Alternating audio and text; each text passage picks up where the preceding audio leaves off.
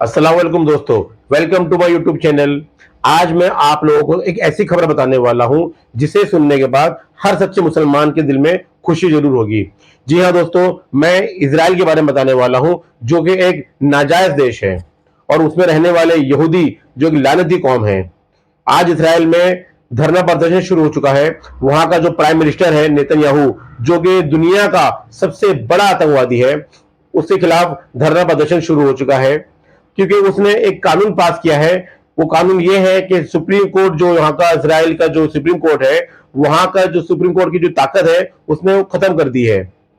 यहां तक कि वहां के जो डिफेंस मिनिस्टर है, उसने जब उसको बोला कि आप ये कानून वापस ले लो, तो उसने उसको भी पार्टी से निकाल दिया और जो पोस्ट उससे रिजाइन ले लिया। तो चलिए चलते हैं, देखते हैं इसके बारे में कि यहूदी के वहां के जो हालात हैं कैसे हैं। आप सबसे रिक्वेस्ट है कि प्लीज हमारे चैनल को लाइक करें, सब्सक्राइब करें और कमेंट में जरूर बताएं कि आप लोग इजराइल के बारे में क्या सोचते हैं। इजराइल के हालात बहुत ही ज्यादा खराब हो चुके हैं। इजराइल में सिविल वॉर की शुरुआत हो चुकी है। इसके लिए इजराइल के प्राइम मिनिस्टर ने इजराइल के डिफेंस मिनिस्टर तक को सस्पेंड कर दिया है। वही दुनिया भर की सारी कंट्रीज में इजराइल की एम्बेसीज को बंद कर दिया गया है। वही इंडिया ने भी इजराइल की एम्बेसी को बंद कर दिया है। इजराइल के सारे एयरपोर्ट से इंटरनेशनल फ्लाइट्स को भी सस्पेंड कर दिया है और इजरायली फौज इजराइल के लोगों को दौड़ा दौड़ा के मार रही है और कुछ लोगों को तो गाड़ियों तक से उड़ा रही है। Will there be a civil war in Israel? Thousands of Israelis are protesting after Prime Minister Benjamin Netanyahu fired his defense minister. Israel में लोग बड़ी संख्या में सड़कों पर उतरकर उन न्यायिक सुधारों का विरोध कर रहे हैं जिन्हें प्रधानमंत्री बेंयामिन नेतन्याहू देश के लिए जरूरी बता रहे हैं। Tens of thousands of Israelis poured into the streets of cities across the country on Sunday night. Israel में सड़कों पर जबरदस्त हंगामा हो रहा है। Growing turmoil in Israel, fiery protests erupting in the streets tonight. This comes just hours after embattled Prime Minister Benjamin Netanyahu dismissed his defense minister. तेल अवीव की इन तस्वीरों को जो भी देख रहा है वो हैरान है। ऐसा लगता है कि पूरा का पूरा देश विरोध प्रदर्शन में शामिल है।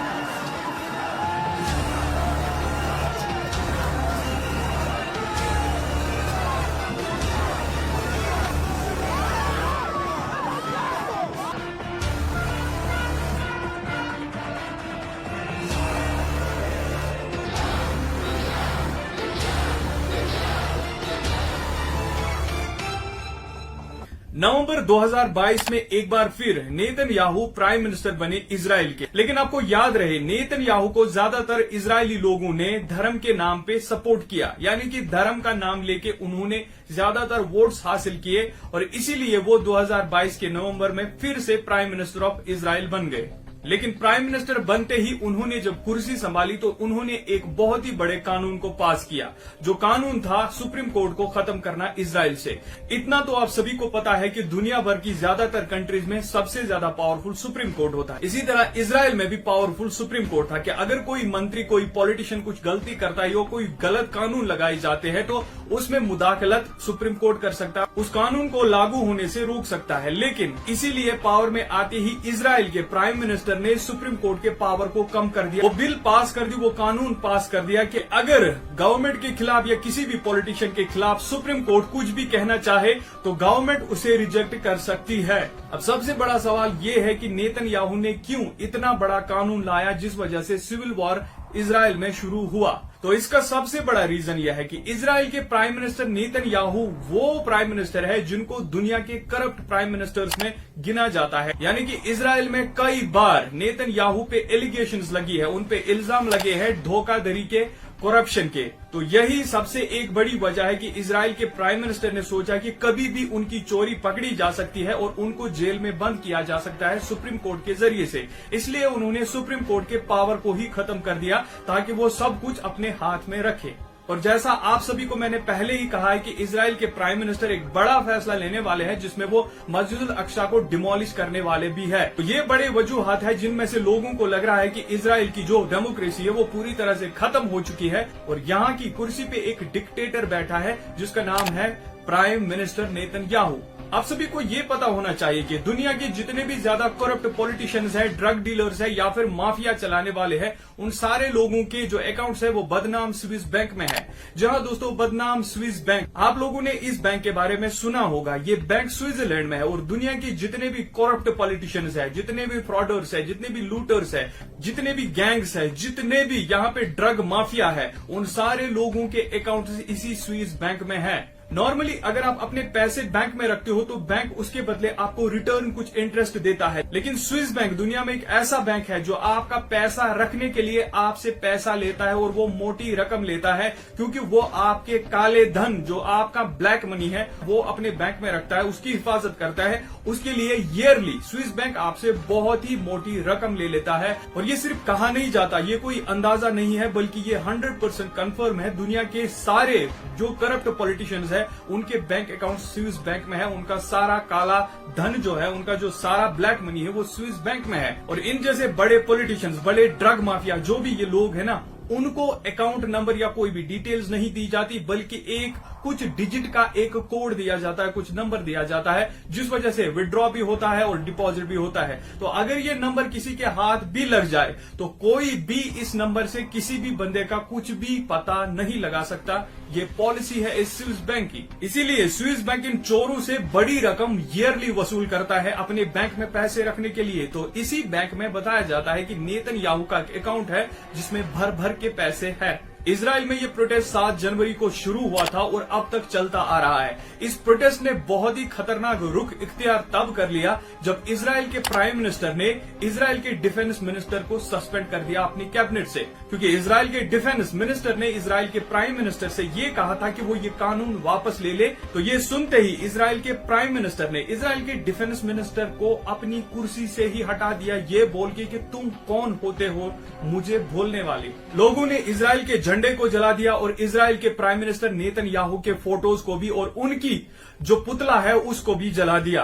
तो उसके बाद प्राइम मिनिस्टर के ऑर्डर पे जो इजराइल की पुलिस और आर्मी है, उन्होंने दौड़ा दौड़ा के लोगों को मारना शुरू कर दिया और कुछ लोगों को तो गाड़ियों से ही उड़ा दिया। इसके बाद इजराइल के प्राइम मिनिस्टर ने लोगों से कहा कि वो ज्यादा वायलेंट ना हो, वो अपने हाथ में कानून ना ले। इसकी वजह से उनको बहुत ही सख्ती का सामना करना पड़ सकता है। और इसके साथ ही इजराइल के प्राइम मिनिस्टर के जो बेटे हैं, उन्होंने प्रोटेस्टर्स को टेररिस्ट्स करार दिया, यानी कि उन्होंने कहा कि जो भी प्रोटेस्ट उनके बाप के खिलाफ, उनकी बाप की गवर्नमेंट के खिलाफ कर रहे हैं, वो सारे के सारे टेररिस्ट्स है। वही इजराइल के प्राइम मिनिस्टर के बेटे ने यह भी कहा कि अमेरिका इसके पीछे है, जो भी प्रोटेस्ट हो रहे हैं इजराइल में।